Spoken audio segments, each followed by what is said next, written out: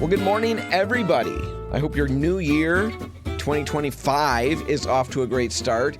Thanks for tuning in to this best of episode of the Repcolite Home Improvement Show. Next week, I'm back with all new stuff, but I've got one more week of classics. Enjoy. Well, Hailey, let's solve the winter blues problems for people, because I know that we've had really nice weather for the last week or two, and we have delayed talking about this topic because we've had really nice weather. We've looked ahead and decided this was not the time to talk about killing the winter blues. But we know that winter is still lurking.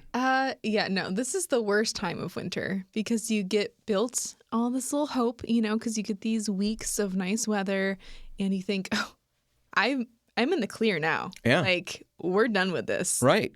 Smooth sailing.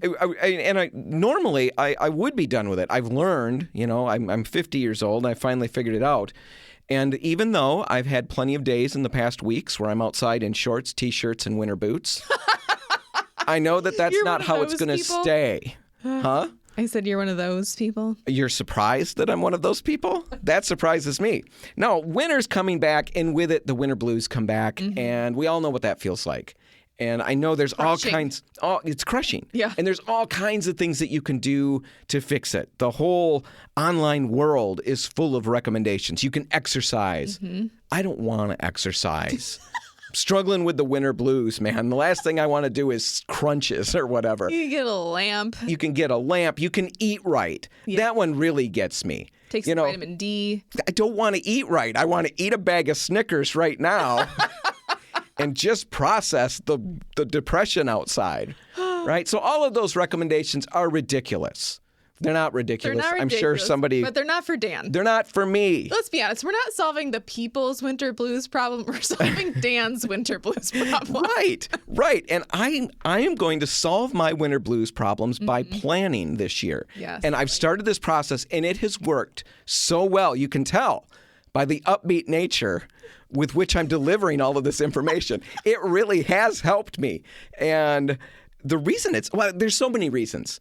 I think we're just going to work through it step by step. What I've started doing, let's start with that. That's really important, is planning. And I'm planning for projects that are upcoming. And my particular projects, the reason this has really panned out for me is my projects are outdoor projects. Okay. So when we had the nice weather, I start thinking about, oh man, I wish I could get outside, and then I know it's going to get cold again. So rather than sit here with that depression, I start planning out how I'm going to fix the deck. So that's going to be beautiful when the time comes. And I get all excited thinking about that good weather again, or the shed, or the garage. It gives you something really positive to focus on.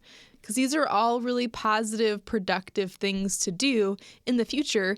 And it feels like you're already starting the process now because you are planning. We get so much satisfaction from planning. Sometimes you don't have to do the project. Some people. We just like the planning. Some people like the planning. Not everybody likes the planning. I think the people who don't like the planning maybe aren't doing it right. And I've been in that group, and I think, how do you do planning wrong? Well, you do planning wrong by starting planning 4 hours before your project's that's not going to start. Well, that's what people think of as planning, and that doesn't work. Or why else would they hate planning? Because not everybody loves planning. I think people like doing. Some people are active, physical people, and so they just want to start doing. What, are you implying that I'm not? No. The way you looked at me? No. Okay. I mean, maybe. Boy, that was awkward. Kind of like okay. I wish I hadn't drawn attention to that. No, I think what you hit on there is we don't think of planning as doing. I think that's the answer. Yeah. And planning feels like a waste of time. Right. I should be accomplishing this so I can get to the next thing. Hailey, you're brilliant. See, you fixed the problem. I didn't know what the answer was. Now we do. Planning is activity. Yes. It's ridiculously important activity. Yes. And if you don't accomplish it, your actual physical activities are going to be less productive. So jump into planning. You mentioned that it gives your mind something productive to work on. Right. For me, what's happened with this planning, not only am I looking at summer projects that are upcoming that I'm excited to tackle, and that's really good as I'm heading into a project to be excited to tackle it. I'm building up some energy moving ahead, but I'm also letting go of some of the introspection that I found myself doing. I have found myself when I've got downtime thinking too much about myself and things that I need to change. And I know that's surprising that there's anything. Really, I mean, people see this and listen to me and probably figure of all the people who've got it together. But you go in kind of a negative direction is what you're saying when you've got too much downtime. I do. Instead of your mind getting focused I on, don't get productive. positive, Yeah, it's not positive at all. It's negative. It's negative. Yeah. Boy, you need to exercise more. What's wrong with you? And then I turn it on everybody else. I've got lists of all the things the children do that should be changed. It's not productive. It's not positive. This has become positive. So I'm recommending that. It's really been a big difference for me. What could you plan out right now? I mean, so many things. Color. If you've got a project coming up, you're thinking about your kitchen, your bathroom, something like that, get the colors worked out right now. You are going to save yourself so much time down the road. And more importantly than time, you're going to save money and you're going to make a much better color decision. Well, yeah, you are going to save money. And I feel like that's part of planning that I really like too, is that, yes, you're not going to make the mistake. And so you're saving money in that way. But also you can start saving for that project now because you've done all the planning. If you're a planner like me, you break down every single tool you're going to need, you price it out. And so you've got your budget for the project. And now if I can't afford to do that now, it's depressing. But if I'm planning and I'm looking towards the future, it's not depressing because I can say, okay, I'm going to put away this much money every week so I can do this project in the spring. Right. How many times don't you start a project? Well, let me just talk about me. Yeah. How many times do I start a project and I don't have all of the right tools? Right. Well, at that point, my budget's already allotted for the paint that I need or the whatever that I need. I don't have as much money to get the tools that I need. So either I don't use those tools or I break the budget. Yeah. I never break the budget, Hailey. I don't use those tools. I use something else. Yeah. And it doesn't normally work well. It's effective. Or I get something really cheap, a really cheap version of what I wanted that does not work as well. Sometimes those do. In a lot of instances, they just don't. You need the right thing to make the project work. And by planning ahead, you're going to catch all of those things. Exactly. And like you said, you can budget the money for it. A lot of what I do is I'll actually not just budget it, I've set it aside. It goes to another place. So it's not even like it's my money anymore. Right. It's off to the side. Yeah, the project's, set aside already. It's done in that way. No, I love that part about planning. It's going to save so many big problems down the road. You can figure out your paint colors, you can figure out your tools, you can figure out the process. Yeah, if you've never done something before, I think that really stands in our way later on because we're just too intimidated by a project. And so we never get to it. We put it off. We decide that we can't. And if you're really buying into this planning process, now you've got all the time to learn about the process, do the research, come into a Repcolite store and talk to us. You don't have to buy something every time you come in. Just come and talk to us about a project so that we can be there when you're ready. If you want to buy something every time you come in, that's absolutely fine. But we like talking to you too. Right. All of those things. Another thing about planning is that it's fun now. It can be fun now. You've got nothing else cooking. Right. Right? We're sitting inside. The big storm of 23 is just around the corner. If you're sitting inside during that, planning is fun and it's productive. Later, when the project is starting and you just want to see results, planning is no fun and you don't want to do it at all. No, when it is really warm outside, when it is springtime, that's the last thing that I want to be doing because I've got to get stuff in the ground now. I love garden planting. That's one of the things that I love doing this time of year. I hate doing it in the spring because I just want to start doing the thing now. Planning is like miserable at that point. Right. All right, let's take a quick break, and then it's time to dig into a wood floor refinishing project. Don't go anywhere.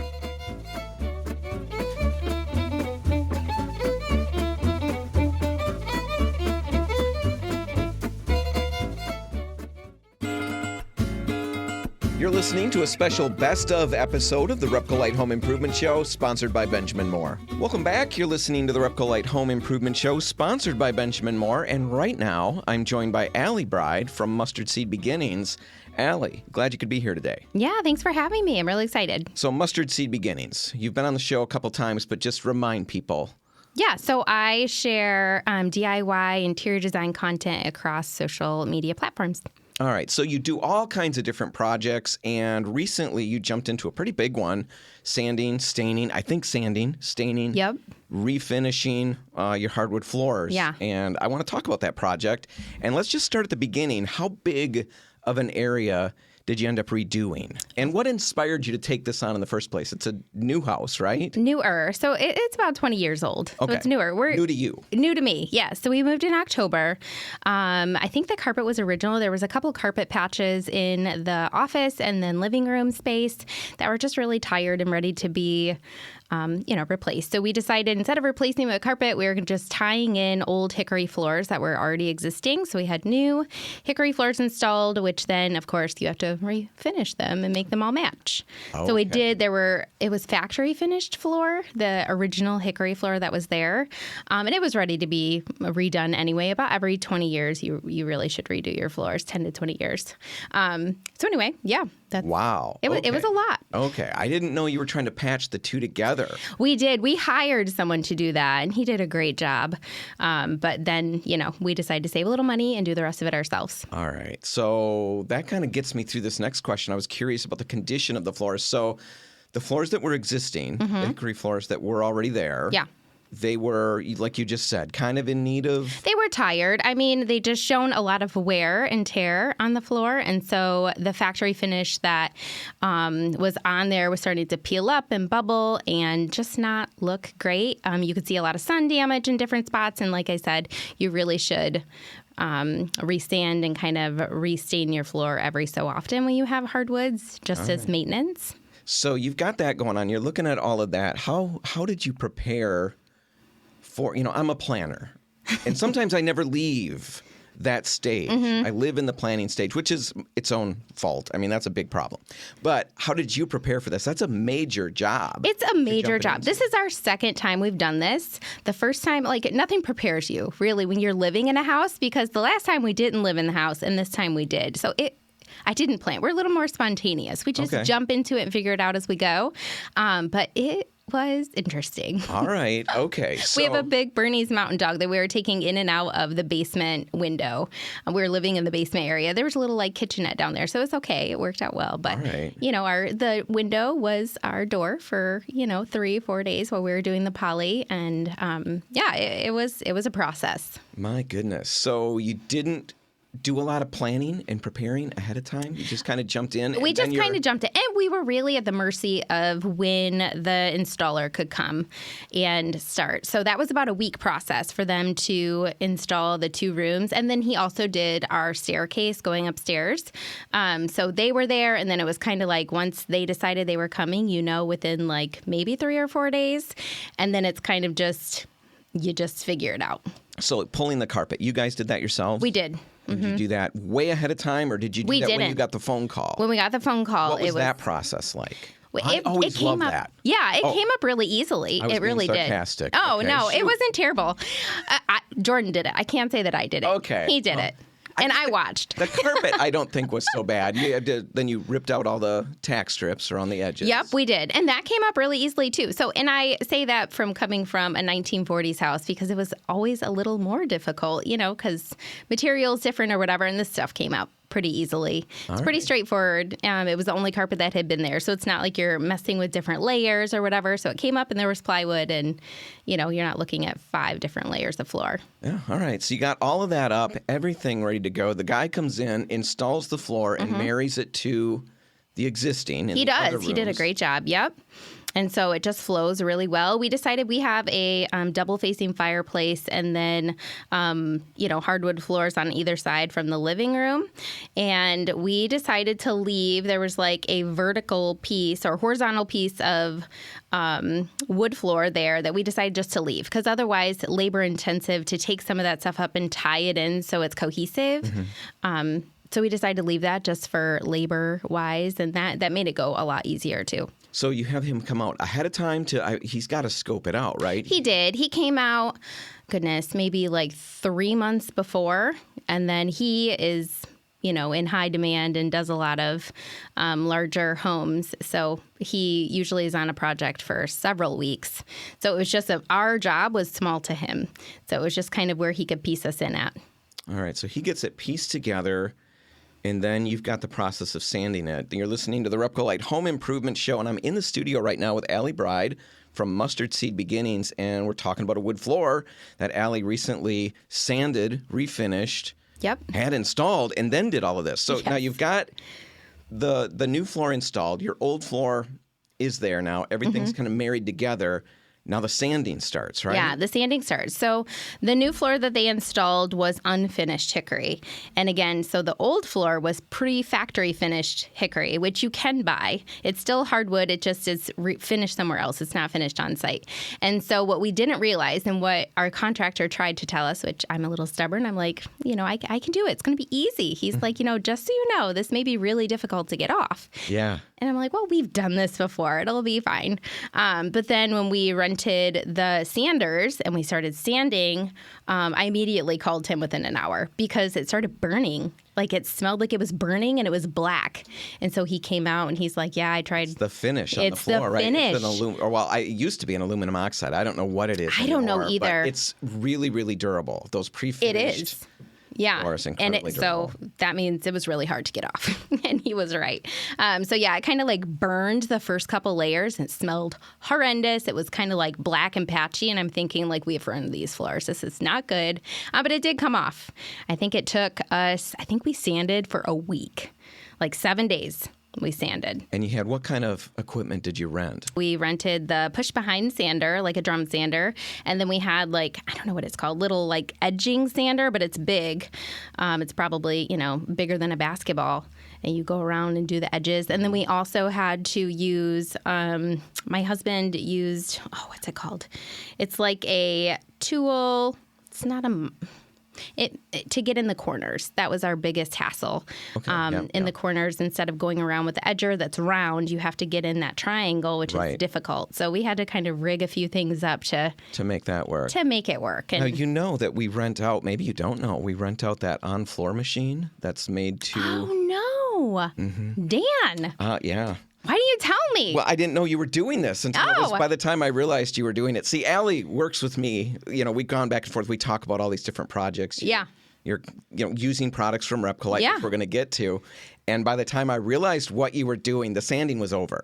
Oh, bummer. And I thought, I'm not going to say anything. Yeah. Because you're just going to be hand-wringing. I'll wait till I can say it on the radio and record your reaction. That's a for bummer. Everybody to hear. I'm sure that's a good one, right? Right, that on-floor The way the awesome. on-floor machine works is you can control it with one hand. Yeah. With what you're doing, you probably, it's a fair amount of control. I mean, you've got to really rein that machine in that you rented. Yeah. This thing is just super easy. Walks over the floor. It's got a vacuum attachment. There's no dust.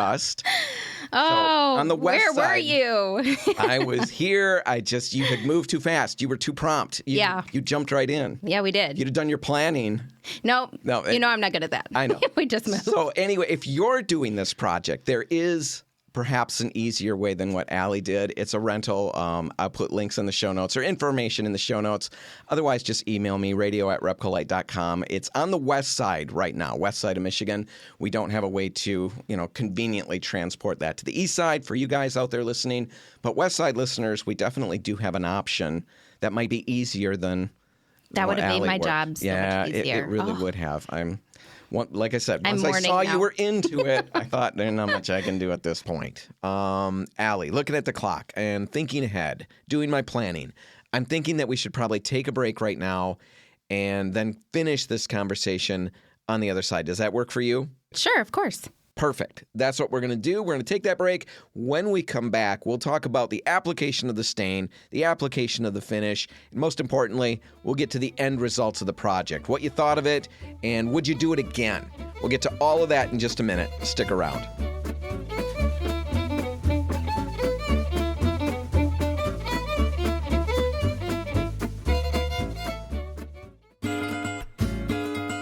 You're listening to a special best of episode of the Repcolite Home Improvement Show, sponsored by Benjamin Moore. And right now I'm in the studio with Allie Bryde from Mustard Seed Beginnings. And Allie was here with me in the last segment, and we started talking about a project that she tackled around her house, a big project.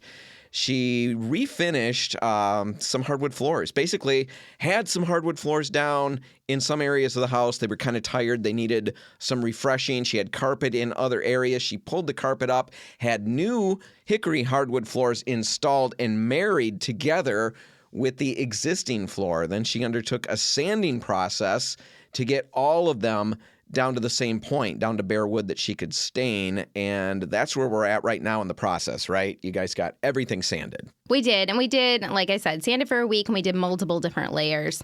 And then we were ready to stain. So we actually used Repcolite stain and sealer. We chose walnut, which I feel like is the perfect classic color. It doesn't, how some browns can kind of pull orange or they pull a little dark. This one is it's literally perfect. So you were using Finisher's Touch. Uh-huh. It's basically a relabeling, a new branding of a product that we've had for years and years and years. So walnut, you're mentioning how some browns will go this color, that color, orange, whatever. A lot of that's determined, by, it can be the color of the stain, of course, but it's also the color of the wood. The wood, yeah. How did you make sure you were going to get what you wanted? I did a ton of sampling, yeah. Did you bring samples into the store? I did. You didn't sample on your floor? No. That would have been really, really We bad. had some extra, hickory floor that I brought in, and then the guys at the 17th Street location was super sweet and put all my samples out, and then I was able to decide which one that I wanted. Yeah, so definitely, again, if you're in a process like this, maybe best case scenario, it's a good scenario for you. You've got extra scrap pieces. If it was just refinishing floors that were down, now it's a little more complicated. But you actually had some scrap pieces you could bring in. Bring those scrap pieces in, because the wood really is probably the biggest determinant of what that color is going to look like. Because, oak trim, for example, I've seen that, years back when we did tons of that. But if the oak is redder, whiter, the same stain on different pieces, it's going to look different. You would never guess it's the same stain. So you did all of that. You checked it out, made sure it looked good. I did. I kind of let the traveling piece of sample wood, go around each room so I could really decide, see the different lighting, and make sure that it was the perfect color, and it really was. So you ended up with walnut. Yep. Talk about the staining process itself. What did that look like? How'd you pull it off? So, like I said, we're living in the basement. So it's like a whole situation. But yeah, so the Finisher's Touch stain is actually a little bit thicker. So I feel like it was less mess. You were using a wiping stain, which is a thicker stain. There is a penetrating stain version, which is just a slightly different application, way thinner.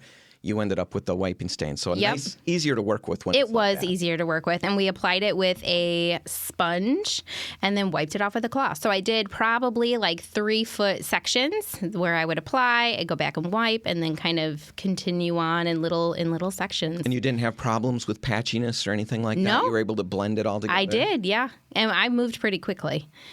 Which I shared on social media. But okay, and we'll post links to that, and we'll talk about where people could find that so they can check it out. Yeah. In fact, since you're talking right now, if they want to check it out before you finish up the interview, how do they find it? Oh, sure. So you can go to Mustard Seed Beginning on Instagram, Mustard Seed Beginning on Facebook, and then I also have a blog, which will the blog post for the flooring will go live later this week. So it's mustardseedbeginning.com. So check that out if you want to see some of these pictures along the way.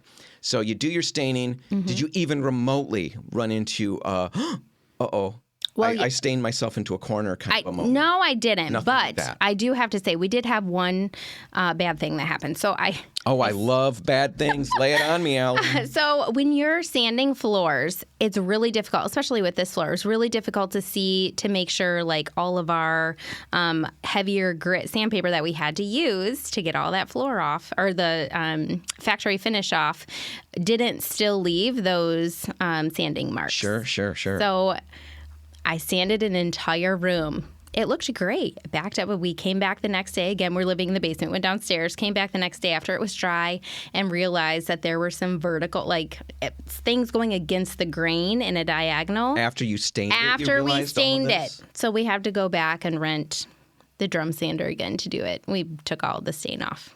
That was a very sad day. That's a bummer. That was a big bummer. It took us, a few days and set us back a little bit. And yeah, I definitely cried. I was going to just ask, were there tears? There were tears. All yeah. Right. So a little drama along the way. Just a little bit. So you got that stain on. After that, we did it again, and it was wonderful. After that, it was perfect. Looks great. Yep. And then you get to the finish. What did you pick? Again, Finisher's Touch. We did Finisher's Touch in a oil-based matte. So the reason we got away with using an oil base, usually it would yellow over time, but because we chose walnut, it's a darker stain. The oil base gave us a harder finish. We have a Bernese Mountain Dog. We have 3 boys and, lots of traffic in and out of the house. So I really wanted to make sure that I had something durable, and oil base was the way to go. It's very stinky. Yeah. Not going to lie. No, there is that. You got to get those windows open. Oh, we had all the windows open. The kids went away for a few days, and we did 3 different coats, lightly sanding in between. And it was a process. It was a lot. So you went with a matte. We did. How come not a satin sheen? I didn't want any sort of shininess on my floor. I wanted it completely matte. It's one of those tricks, or one of those things, I think it's becoming more and more of a thing is to have that matte finish. I mean, even the factory finishes are coming out with a matte, which is, it seems strange at the beginning when we made that shift, but they've got the finish to the point where it's really durable, even though it's a matte. It's just like paint on your wall. A matte on the wall is not going to hold up, wash up quite as well as the next sheen. But you've always got to make that determiner. Where do I go with this, and how shiny can I tolerate?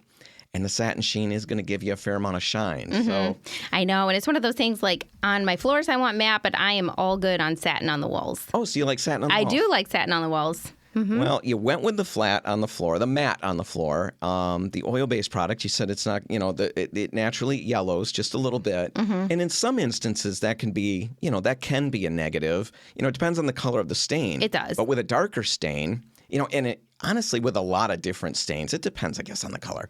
But the deepening of it, that ambering of it, really gives a very rich, beautiful look over time. Okay. So that yellowing isn't always a negative. It can be if you're trying to touch things up, but with a stain, you're not doing a lot of that. Yeah, and I think I was a little more hypersensitive to that only because the factory finished floor had yellowed a lot. Was it a darker color? It was not. No, so it was almost like I want to say it was almost like a natural. That's where it color. Really shows up. And then it was very some spots, was more natural, and then it was really darkly yellow and kind of looked a little dirty. Just like I said, it was tired over wear. And so I was like, anything not to yellow. Don't want anything yellowing. No, if you're looking for, if you had a natural color on the floor and you're going to clear coat that, honestly, your best bet would be to go to a water-based varnish at that point. And the water-based technology for varnishes, we've got one that will hold up just as well as that oil-based will. It takes probably 1 extra coat. It doesn't build as quickly. Okay. So 1 extra coat, but it won't yellow. So that's what you get with that. That's really nice. If you've got a darker stain, whenever I do anything like this, if I've got a darker stain, I always go with the oil for the application.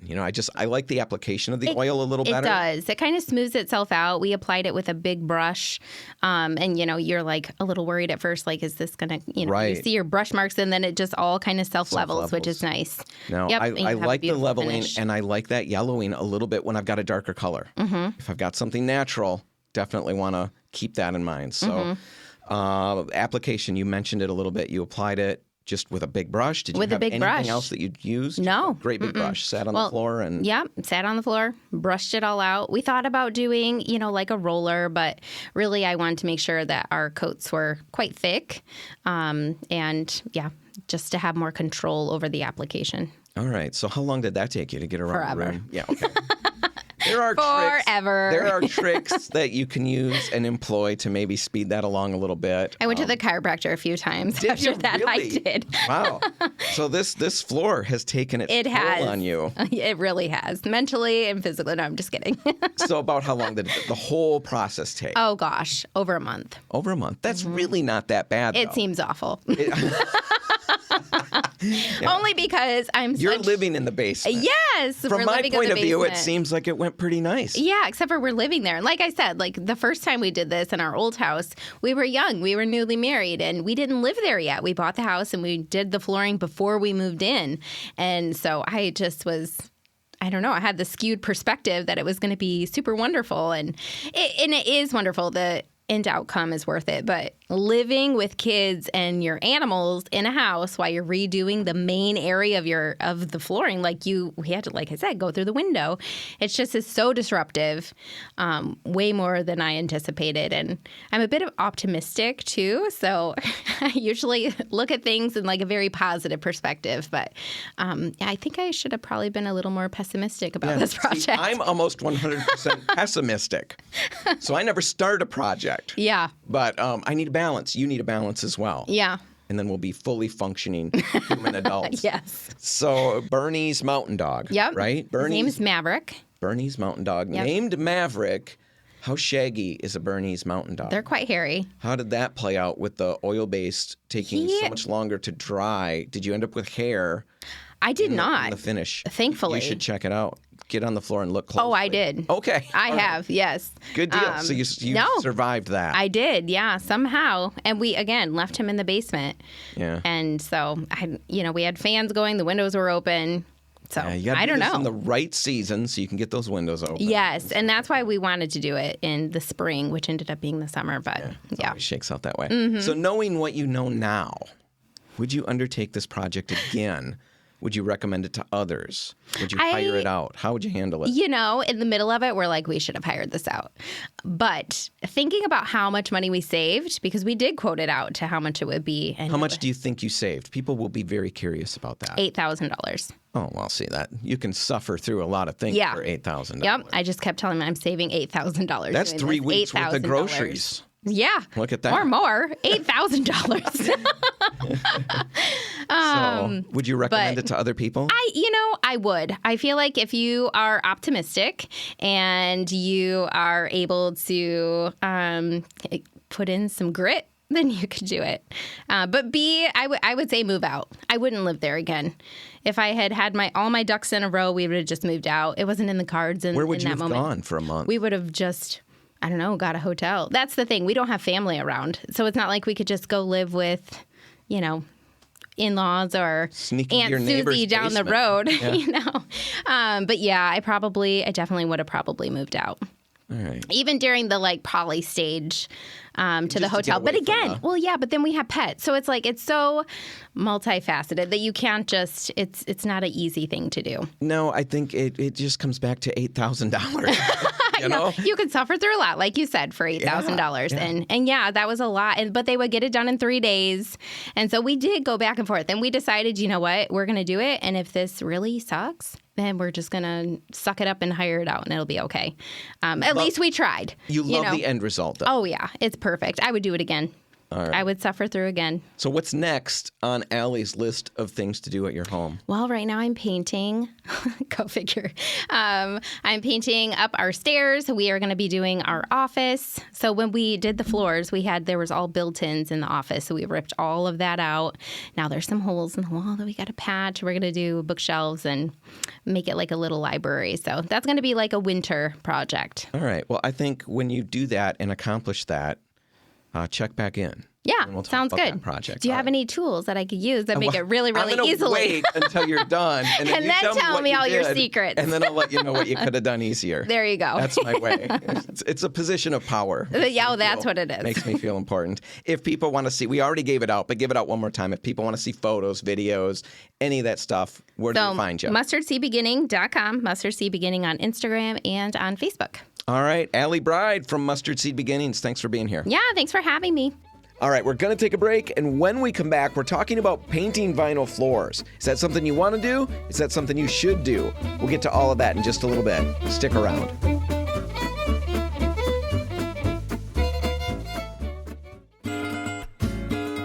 You're listening to a special Best Of episode of the Repcolite Home Improvement Show, sponsored by Benjamin Moore. Well, Hailey, let's talk about something that you've seen over and over on Pinterest, Instagram, basically social media. Painted vinyl flooring. Exactly. The vinyl or the old linoleum floors. My grandma still has old linoleum floors that have been there for, I don't know how long. It's been the same the entire time I've known her. And it's held up really well. But if I moved into that house, I would think I would like to change this, and I don't necessarily have the budget to do that. And I think a lot of people are in that situation. Right. And that's what we're seeing. We're seeing these posts on Instagram or whatever where people are making that jump for budget reasons. Exactly. And the reason we're talking about it, because right now, I would honestly say I've not had a lot of questions about this. We are seeing more and more of it on these social media platforms, so we're addressing it for that reason. But largely because when you see something on social media, and we all do, we all see all these different projects, and we see the finished results. And a lot of the times we do see the work involved. What we rarely see are the year after Exactly. I did this. What does it look like a year later? Yeah. And we've always got to remember that when we're seeing these photos of these spaces, these are very, very staged. Yeah. Now, that doesn't mean that they're false. It's not real life necessarily. Right. It's really set up to make a great photo. So you see all these floors painted. And sometimes we tend to get the idea that let's jump into that project. It's a great way to go. That's going to fix my problem. Yeah, because it can look really nice. Right. I got a floor that I don't have a budget to replace. I hate the colors. I'm going to do this. And that will work. Yeah. But what we want to highlight here in this little bit that we've got is that there are limitations. And if you understand those limitations and set your expectations at the correct level, right. Exactly. you're going to be fine. You're not going to be disappointed, but you could be disappointed if you're basing everything on these immaculate photos that you're seeing. Yeah, this is not a permanent fix. Right. It's a fix for now. It's a fix because you don't have the budget to replace floors and you're saving up so that you can do that soon. This paint is not really meant for this type of flooring. It's meant for wood and concrete. And yes, we can paint this floor with the right prep, but it's still not going to hold up the same as if we had painted wood or concrete. Right. It's not going to, by all means, not going to hold up as well as the vinyl would uncoated. Yes. Right? Just the original vinyl will hold up way better if you can tolerate the look. And that's what we'd recommend. If you can tolerate the look, you're probably better off. You're going to have less maintenance. If you cannot tolerate the look, the color, whatever, if it's really dragging you down, there is a fix.